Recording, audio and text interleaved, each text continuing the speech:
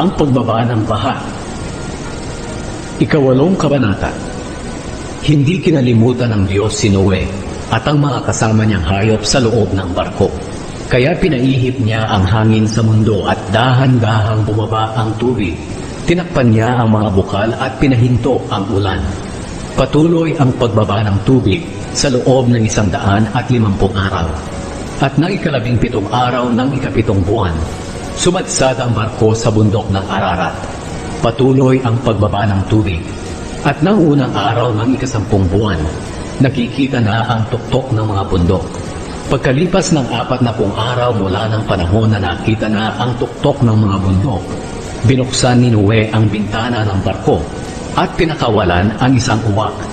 At ang uwak na ito ay paranggot-paritong lumilipad hanggang sa patuloy na pagbaba ng tubig. Pinakawalan din ni Noe ang isang kalapati para malaman niya kung bumaba na ang tubig. Pero walang madapuan ang kalapati dahil natatakpan pa rin ng tubig ang buong mundo. Kaya bumalik na lamang ang kalapati kay Noe sa barko. Pinadapo ni Noe ang kalapati sa kamay niya at pinapasok sa barko. Pinalipas muna ni Noe ang 7 araw at muli niyang pinakawalan ang kalapati. Gabi na nang bumalik ang kalapati na may dalang sariwang dahon ng olibo sa kanyang tuka. Kaya nalaman ni Noe na bumaba na ang tubig.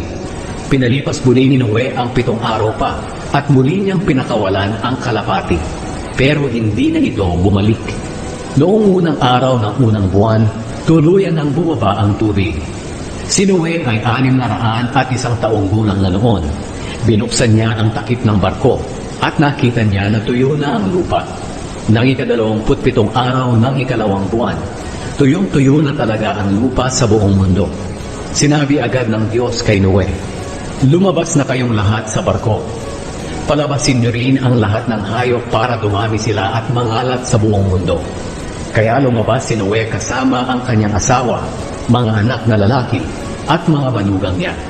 Lumabas din ang lahat ng hayop, mga lumalakad, lumilipad, at gumagapang. Magkakasama sila ayon sa kani-kanilang uri.